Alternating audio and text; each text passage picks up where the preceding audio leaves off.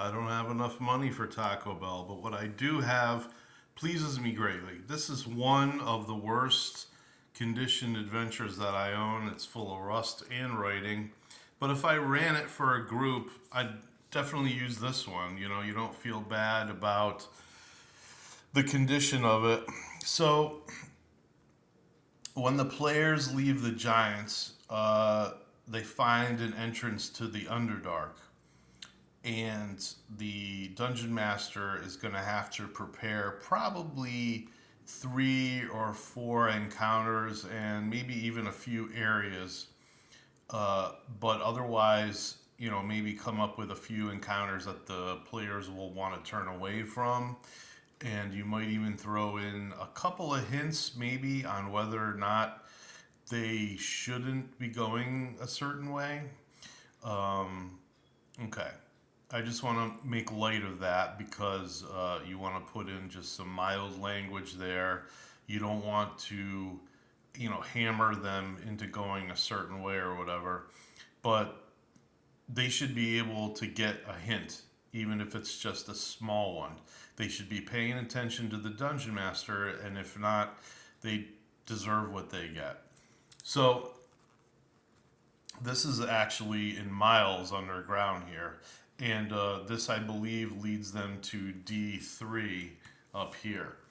So this adventure, this is actually D2. Yeah, and they show you a little bit of maybe what they thought the earliest visions of the Underdark would look like. You definitely want to use a lot of the encounters here with giant monsters and the like. There's all sorts of, you know, tertiary passages, what they should have in them. They're going to encounter, for the first time, perhaps, they're going to encounter drow, and a bunch of other brand new enemies that essentially do not go up on the surface, you know, 99% of the time. Um, but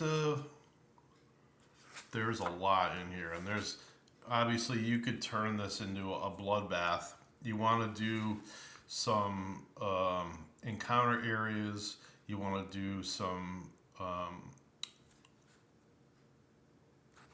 You want to do some small uh, puzzle areas, maybe. And I mean, look at this. You've got a high priestess. You might want to change some of the spells to some of the newer spells that are in the Tome of Magic, that are in the second edition Player's Handbook, that sort of thing. You know, you can throw your players for a loop if you're just even a little bit creative. Some of the players may have played this before, especially if you're with a bunch of older guys like me.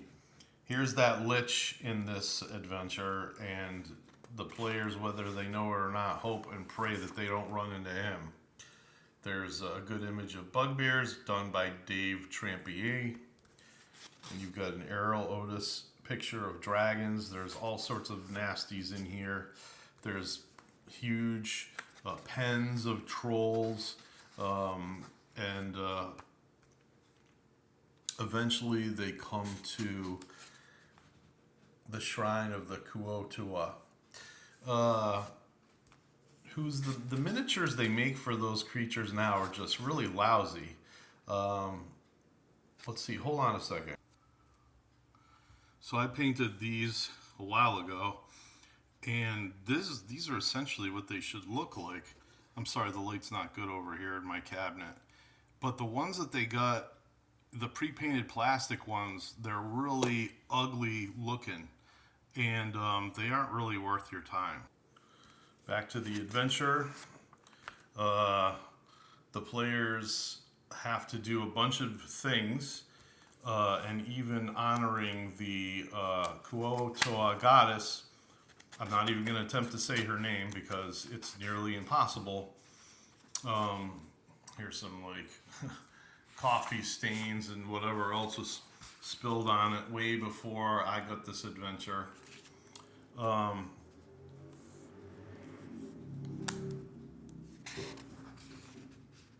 this was a tournament adventure, so you do have some pre-gens. Um, they do have one of the first explanations for the drow here. This module came out way before the Fiend Folio was printed. You have the Kuo-Tua, Jerlamain. Here's again an early image of the drow with I think they're called Adal.